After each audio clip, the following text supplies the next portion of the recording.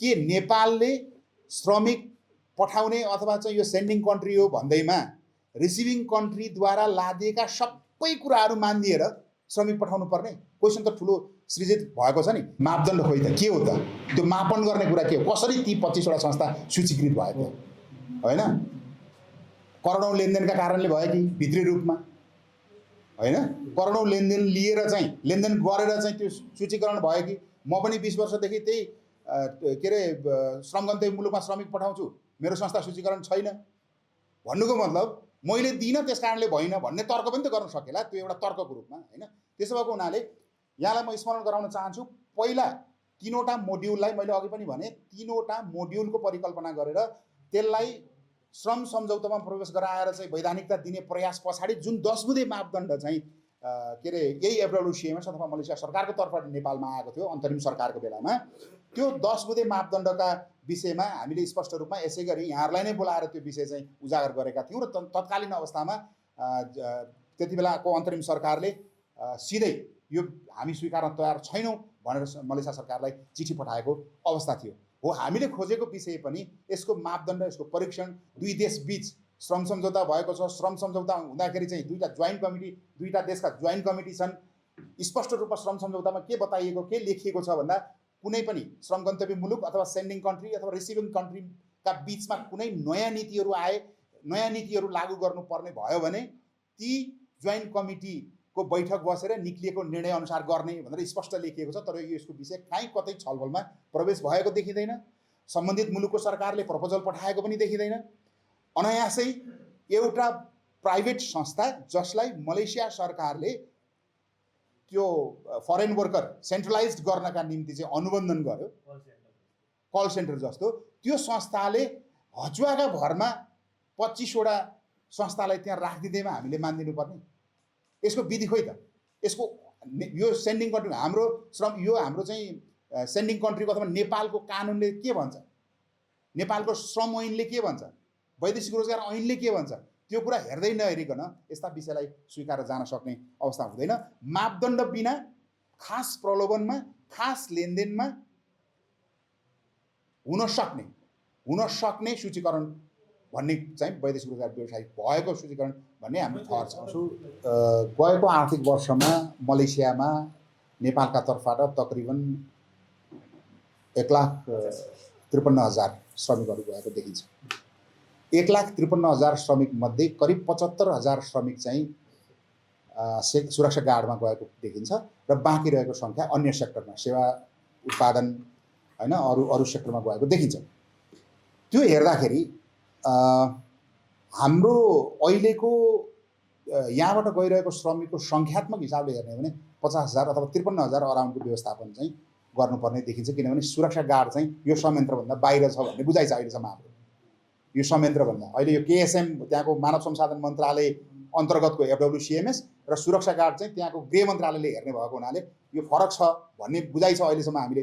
त्यसो हुँदाखेरि चाहिँ यो 50,000को व्यवस्थापनका सन्दर्भमा अब सधैँभरि के नेपालले श्रमिक पठाउने अथवा चाहिँ यो सेन्डिङ कन्ट्री हो भन्दैमा रिसिभिङ कन्ट्रीद्वारा लादिएका सबै कुराहरू मानिदिएर श्रमिक पठाउनु पर्ने? क्वेसन त ठुलो सृजित भएको छ नि। कि त्यहाँ खपत भइरहेको श्रमिकलाई हामीले व्यवस्थापन गर्न सक्नका निम्ति अर्को श्रम गन्तव्य मुलुक खोज्नु पर्यो? सरकारको पनि त दायित्व छ, वैदेशिक रोजगार व्यवसायको पनि दायित्व छ। हामी लाखौँको सङ्ख्यामा सेन्जेन कोरिडोर, बाल्कन्स कोरिडोरमा आइरहेको चाहिँ कोरिडोरबाट आइरहेको डिमान्ड चाहिँ प्रमाणीकरण गरिरहेका छैनौँ। अनि मलेसियाले लादेको 25, साउदी अरेबियाले लादेको एसभिपी लगायतका कुरा स्वीकारेर हाम्रा श्रमिक चाहिँ त्यहाँ खाँदै त्यो अति चाहिँ के भन्दाखेरि वैदेशिक रोजगार व्यवसाय के अरे वैदेशिक रोजगारमा जाने श्रमिकलाई आर्थिक भार पारेर पठाएको पठाइछ भनेपछि व्यवस्थापकीय पक्षमा सरकार अथवा हाम्रो पनि केही कमजोरी छ कि? यो विषय चाहिँ महत्त्वपूर्ण रूपमा हामीले लिनु पनि पर्छ र उठाउनु पनि पर्छ। यदि यही प्रक्रिया अन्तर्गत रहेर मैले भने यही प्रक्रिया अन्तर्गत रहेर श्रमिकहरू पठाउनु पर्ने अवस्था आयो भने मलेसिया श्रमिक नपठाउने, 2075मा पनि 19 महिना 21 महिना नपठाएकै हो होइन? यदि त्यो देशलाई श्रमिक चाहिन्छ भने सेन्डिङ कन्ट्रीको लेबर एक्टलाई पनि त्यो देशले सम्मान गर्नुपर्छ। हामीले हामी चाहिँ लेबर सेन्डिङ कन्ट्री हौँ भन्दैमा रिसिभिङ कन्ट्रीको मात्रै सबै कुरा मानिदिनु पर्ने अवस्थामा छैनौँ र मान्नु हुँदैन पनि। अब हामी त्यो एङ्गलबाट गएर हाम्रो श्रमिकको महत्त्व पनि त्यो श्रम बजारलाई बुझाउनु जरुरी छ। त्यो पाटोबाट पनि हामी जानुपर्छ भन्ने लाग्छ। नपठाउने त तपाईहरुले होला नि 25 जना त पठाएर नि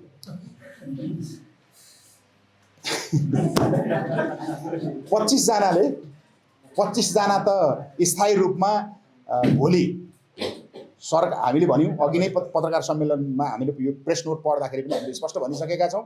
हामीले सम्बन्धित निकायहरूमा संस्थागत उजुरी दर्ता गर्छौँ भनेका छौँ। भोलि सम्बन्धित निकायहरूमा यसलाई नियमन गर्ने जुन जुन निकायहरू छन् ती सबै निकायहरूमा हामी दर्ता गर्छौँ, उजुरी दर्ता गर्छौँ। अब त्यो 25 वटा सिस्टममा रहे, वैधानिक रहे होइन, कानुन अन्तर्गत रहेन पठाउने हो। कानुन अन्तर्गत रहेन, त्यो सिस्टमबाटै हट्नुपर्ने बाध्यता आयो। अथवा नेपालले ती 25 वटा संस्थालाई नेपालको कानुन अनुसार कारबाही गर्यो भन्दा त्यो 25 जनाले त श्रमिक पठाउन पाउने कुरो त भएन। कि यी 25 वटा संस्था FWCMS बाट आफै स्वैच्छिक ढङ्गले हट्नु पर्यो, हटाउनु पर्यो आफ्नो संस्थालाई उनीहरूले, कि नेपाल सरकारले ती 25 वटा संस्थालाई यहाँको कानुन अनुसार कारबाही गर्नु पर्यो। त्यसो भएपछि त त्यो FWCMS मा प्रवेश गरेका भए पनि के मतलब, नगरेका भए पनि के मतलब। नेपालको कानुन अनुसार कारबाही भएपछि यसै श्रमिक पठाउनु पाएन। त्यसकारणले यो स्ट्राटेजीमा चाहिँ जानुपर्छ। मलाई लाग्छ नेपाल सरकारले यो विषय बुझेको छ। ती 25 ले पनि त्यो देशमा श्रमिक पठाउँदैन, त्यही अनुसारले लानु पर्यो एउटा विषय। दोस्रो विषय चाहिँ यी 25 वटा संस्था गलत बाटो गएकै हुन्। भोलि सरकारलाई यदि 25 वटा संस्थाले हामीले अघि भनेअनुसार FWCMS लाई, हाम्रो सम्बन्धित देशमा रहेको कूटनीतिक नियोगलाई, त्यहाँको मलेसियाको इमिग्रेसनलाई, मलेसियाको नेपाल स्थित दूतावासलाई, श्रम मन्त्रालय र वैदेशिक रोजगार विभागलाई यो संयन्त्रमा रहेर हामी श्रमिक पठाउँदैनौँ भनेर कमिटमेन्ट गरेर जबसम्म उहाँहरूले आफूलाई क्लिन गराउनुहुन्न, व्यावहारिक क्लिन है, व्यावहारिक शुद्धता है, यो गराउनुहुन्न, तबसम्म यो विषय रहि नै रह्यो। हेर्नुहोस् है, यदि उहाँहरूले ल ठिक छ हामी यसै अन्तर्गत गइरह्यौँ भन्यो भने यो विषय निरन्तर जान्छ, उजुरीका कुरा पनि निरन्तर जान्छन्। तर मैले अन्तिममा यहाँले जोडेको विषय चाहिँ उहाँले खास भन्न खोज्नु भएको कुरो चाहिँ के हो भने उहाँले चाहिँ त्यो SWCM अन्तर्गत यदि पठाउँछ भनेदेखि हजुरहरू चाहिँ उजुरी दिने भनेको हो। अब हामी पठाउँदैनौँ भन्यो भने चाहिँ त्यो उजुरी त्यत्तिकै डिसमिस। सरकारले क्लिन गर्यो भने सरकारले उसलाई चाहिँ ती संस्थाहरूलाई सरकारले नै मैले अघि भनेका संस्थाहरू तत्त ठाउँमा गएर उहाँहरूले बुझाउनुहुन्छ, ठिक छ होइन। सरकारले उहाँहरूलाई क्लिन चिट दियो, सरकारले क्लिन चिट दिएकोमा त हामी के गर्न सक्छौँ।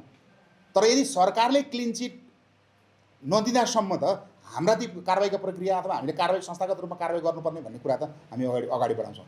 तर सरकारले नै क्लिन चिट दिएपछि त वैदेशिक रोजगार व्यवसायी सङ्घले फेरि कानुन त पाएको क्लिन चिटलाई कसरी फेरि चाहिँ के अरे लिएर जाने भन्ने कुरा। यो होइन, यो एउटा विषय चाहिँ के हो भने बिहानदेखि चाहिँ यी विषय छन्, कतिपय सन्तुलित रूपमा आएका छन्, कतिपय असन्तुलित पनि भयो होला। म माफी चाहन्छु। म्याडमले के भन्दै हुनुहुन्थ्यो?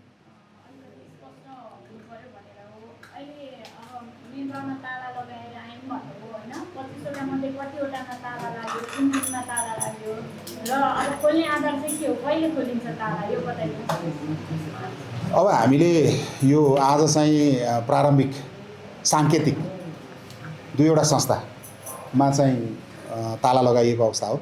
साङ्केतिक रूपमा एउटा एसिया लिङ्क र अर्को ट्रस्ट नेपाल, दुईटामा साङ्केतिक हो। भोलि मैले अघि पनि भनेको छु, भोलि सरकारसँग ती 25 संस्था सहितको छलफल छ। त्यसपछि सरकारले लिने एक्सनमा डिपेन्ड हुन्छ यो कुरा। अब अरूमा ताला लाउनु जाने कि ती खोल्न जाने भन्ने कुरा। त्यस कारणले गर्दाखेरि सरकारले जुन खालको कानुनी स्टेप लिन्छ त्यसपछि हामी निर्धारण गर्छौँ।